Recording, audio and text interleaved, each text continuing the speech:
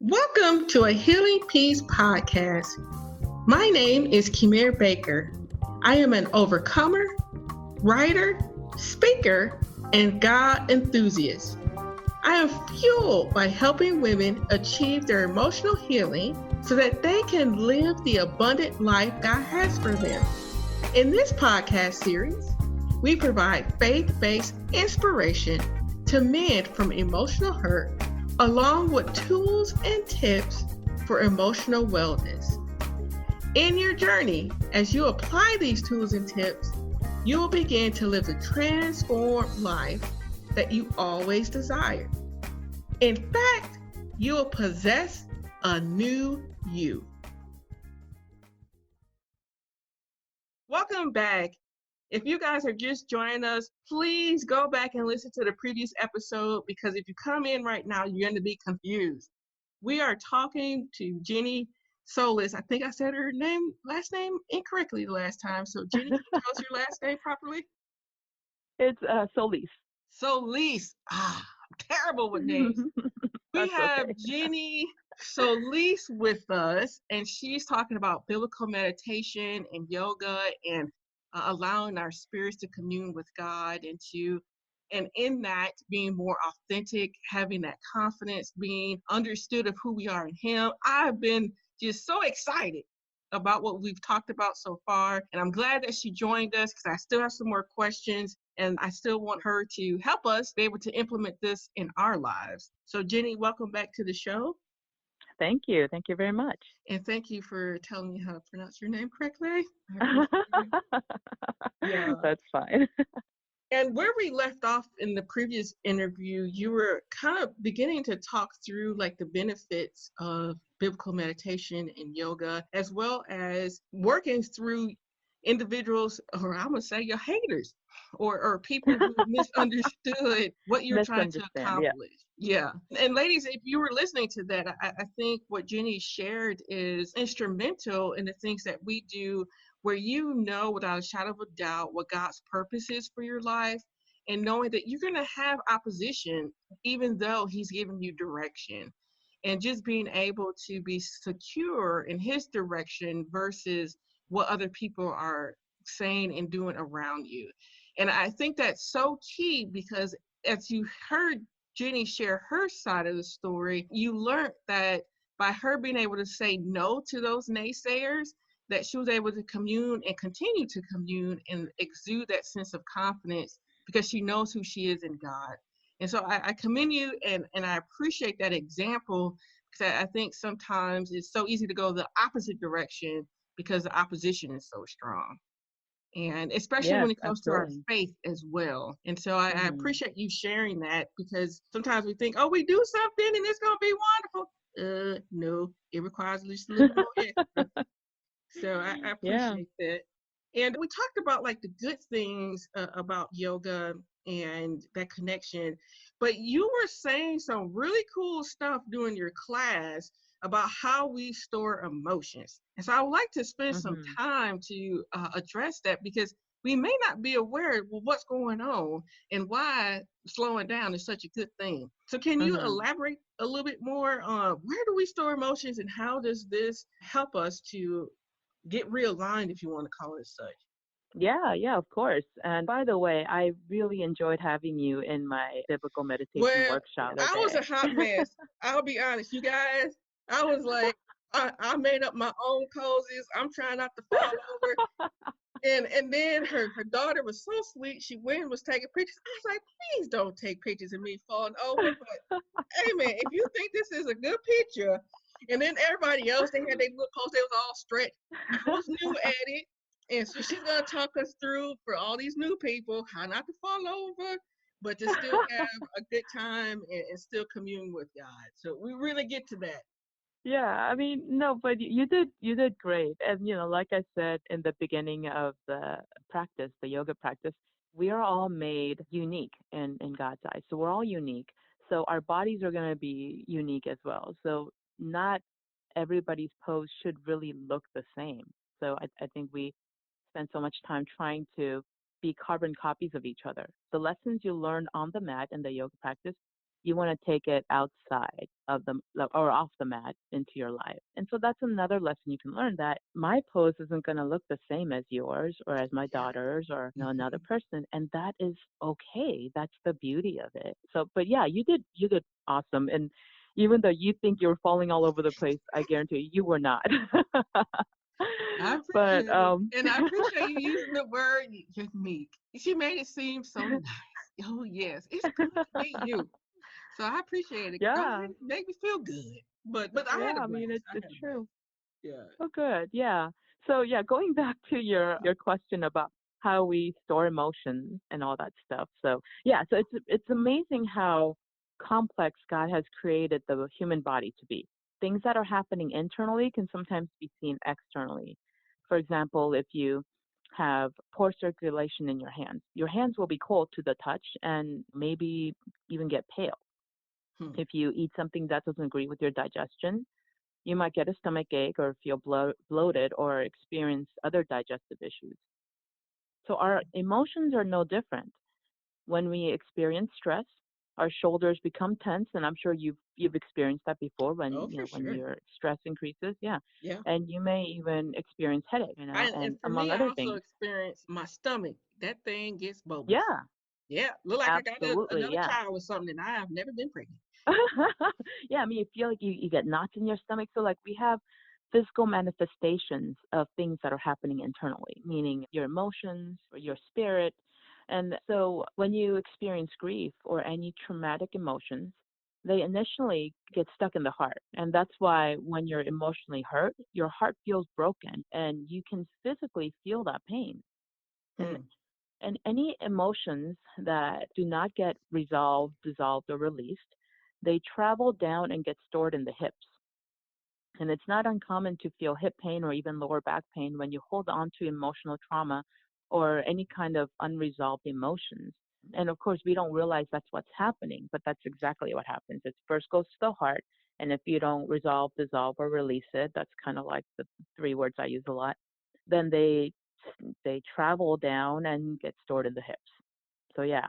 And it's interesting, like when you shared that in class, I was so excited because in the interview that I did, or where I was interviewed, I made the statement that trauma and emotions, they stay in your body, and that Mhm. it definitely has long-term effects from a body standpoint and not just from a mental standpoint. And so Right. when I heard you say that, I was like, yeah, that's what I've been talking about. And so it was like it was confirmation of what I already knew, but it was great to hear somebody else say it out loud. And you say it in such a way that makes even more sense. Because I just said generally, it stores in your body. But now it's like, oh, now I know where in the body.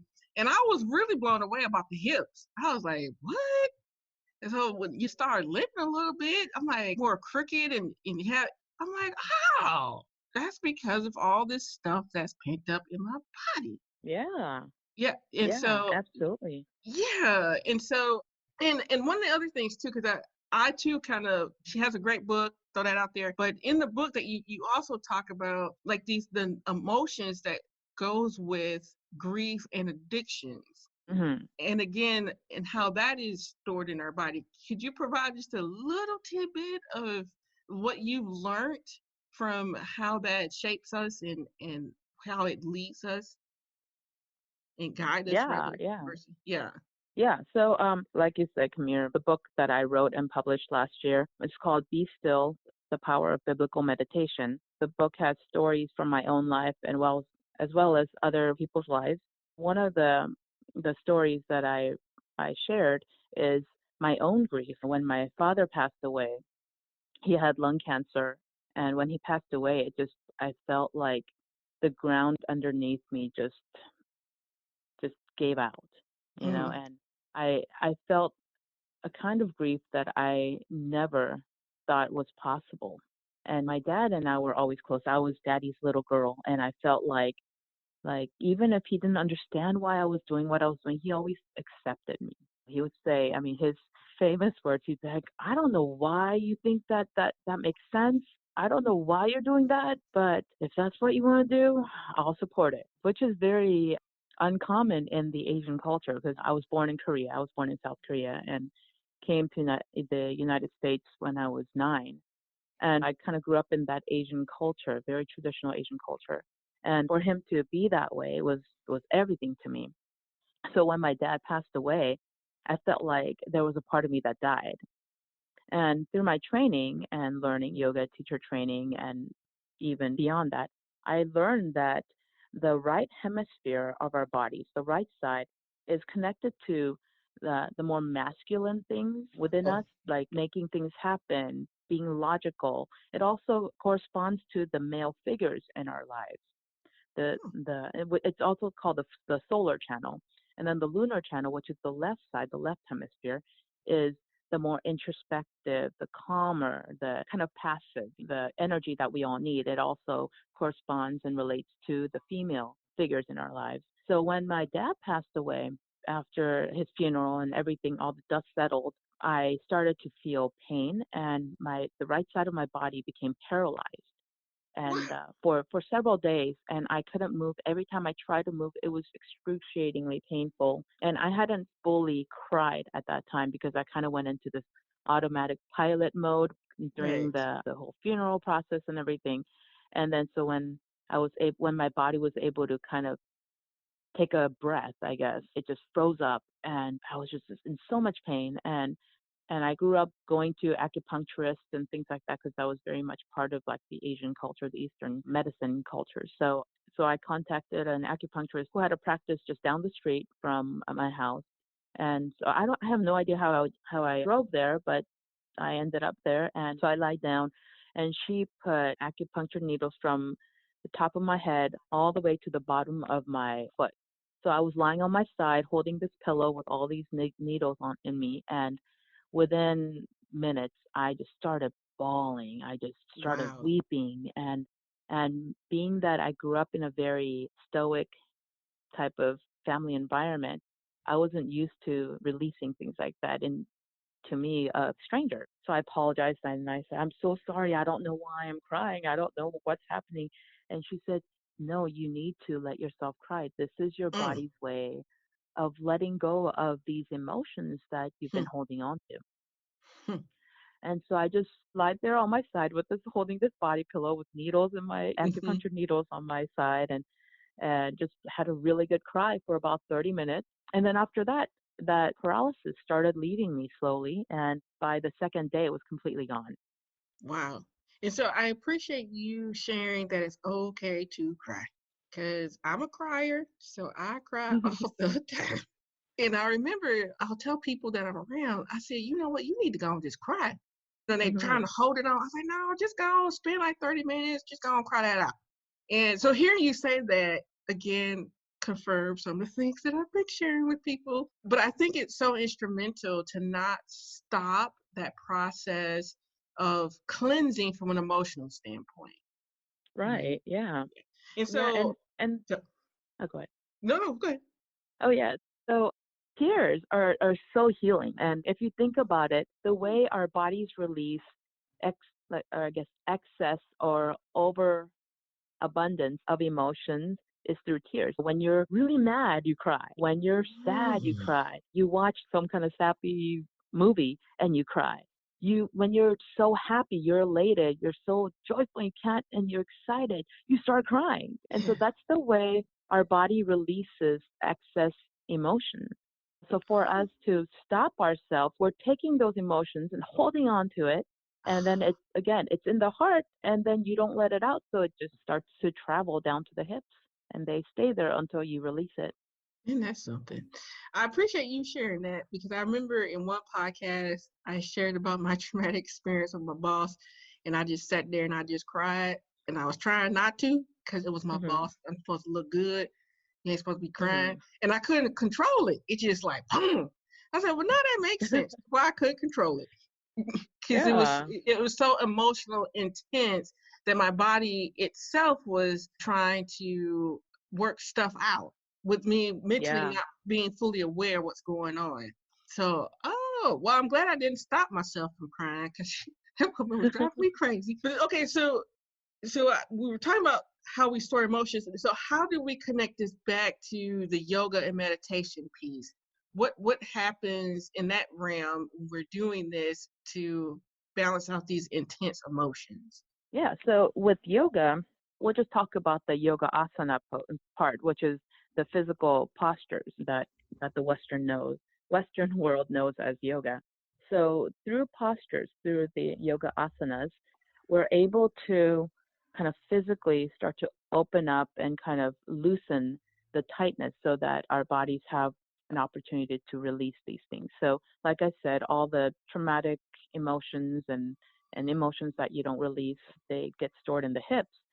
So whenever we do hip opening poses, I mean that's what we call them in the yoga world, I guess, hip opening poses, which are any poses that are stretching out and opening the iliopsoas, which is kind of like the your hip flexors, and as well as your glutes, which are your hip extensors. And so now I'm getting into like That's human good. anatomy nerd world here, but yeah, so when you do these poses that kind of stretch and kind of get your body into that slight discomfort, that's Hmm. when your body and your mind and everything in you has to make a decision. Okay, I could either hold on to this or I can release it.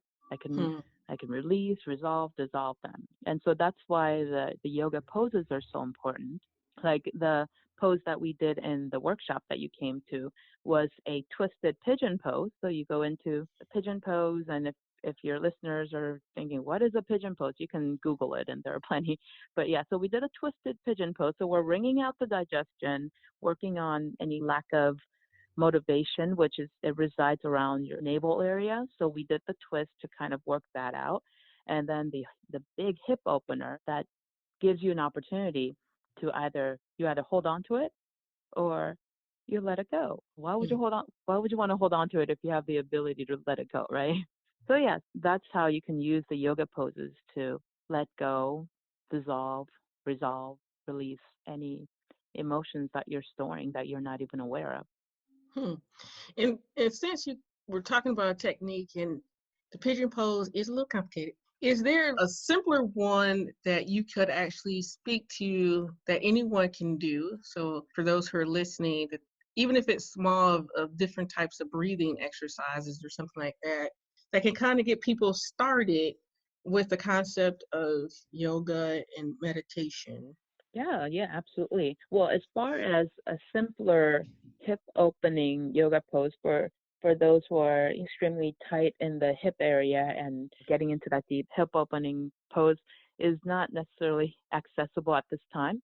You can always lie down on your back with your knees bent, feet flat on the floor, and doing kind of what is called the supine pigeon or kind of like a figure four stretch where you bring, for example, the right ankle over your left knee and you just push your knee not with your hands but just using the knee to kind of push that right knee away from your body, and so that starts to open up your hip flexors. Mm, And okay. then if you want to kind of take it deeper, you can take the left foot off of the ground and kind of bringing that left knee towards your chest, which releases the hip extensors. So that's a simple, more accessible pose that anybody can do. And you can always use straps and blocks. I love yoga props because they're there for that very purpose.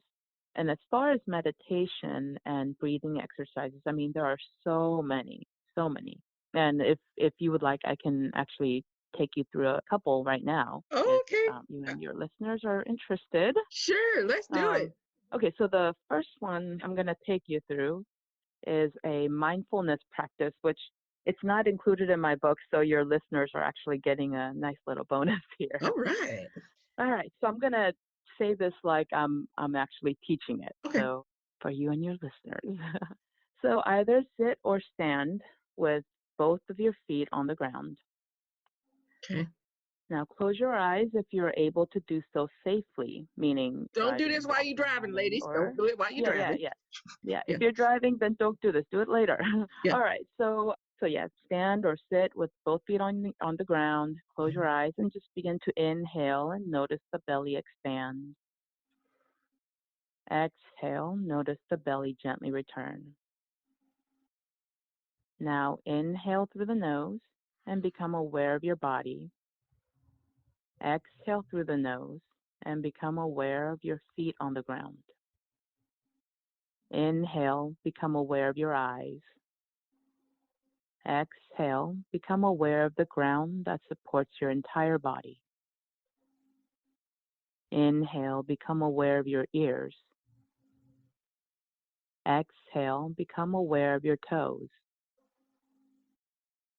Inhale, become aware of your tongue.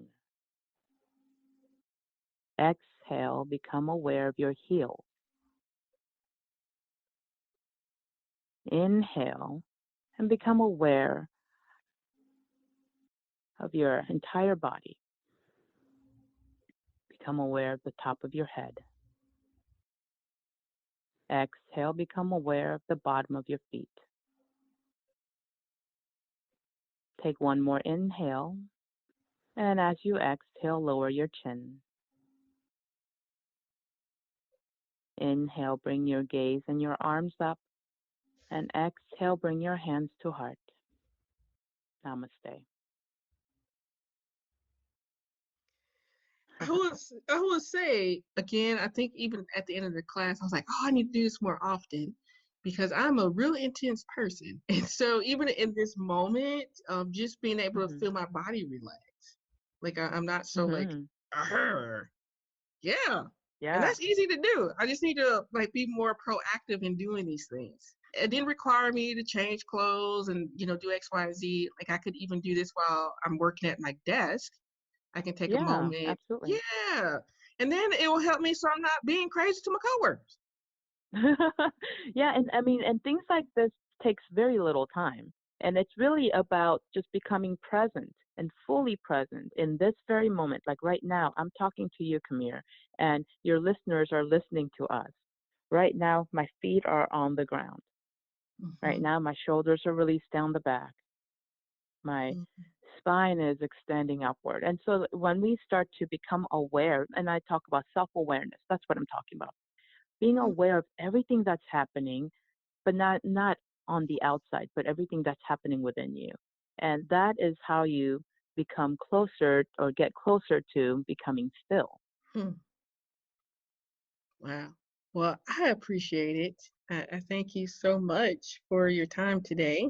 I've learned a lot, so I definitely am inspired and excited and looking forward to learning more. And I will have Jenny's information referenced on the website so you guys can go there and even look into picking up her book because I know in the back of her book as well, she provides more techniques, things that you can do. And I think it would be a great start. I hope that the things that you guys heard today has been an inspiration. And going back to the scriptures of the previous episode, the reason why I picked those scriptures, well, because I want to encourage you guys to use those as you starting your connection and meditation with God so that you are aware of who He is in your life and who you are in Him. I think Jheni has done an incredible job of really exemplifying us knowing who we are in Him. And please use those scriptures as a basis. If you have more that you want to use, for sure, use them. But I thought they will be an Yeah. incredible way to get you guys started on that connection and that communion with God. And Jheni, I don't know if you have any more thoughts for us as we close out. I'll let you share a little bit more if you have something pressing that you want us to know from your experiences and your time and what you've been doing. I mean, there's just so much more, but what I I do want know. to just leave, what I do want to leave your listeners with is just information on how to get in touch with me. So my book, Be Still, The Power of Biblical Meditation, is available for purchase online as well as at my workshops and book signing events. And all that information is on my website, www.jhenisolis.com, and it's spelled JHENISOLIS. And that's where I also post a weekly blog every Monday morning. And the blog is, you'll see posts on yoga, meditation, wellness, self improvement, even being an author, steps to publishing your own book, and things like that. So, yeah, definitely check it out. And I'd love to hear from all your listeners. All right. Well, I'm excited. And again, thank you. I'm a little bit more calm because you had me do a little exercise. Well, I'm glad. So like she was like, why she so different? Oh, she like got calm down.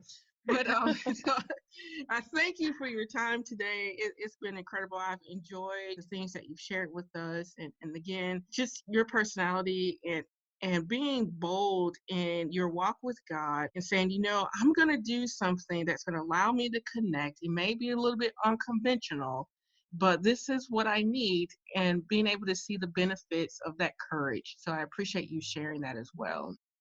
Thank you so much, Kamira, for this opportunity. Well, you guys, we'll see you next time. And again, I'm always trying to get us out next week. Thank you.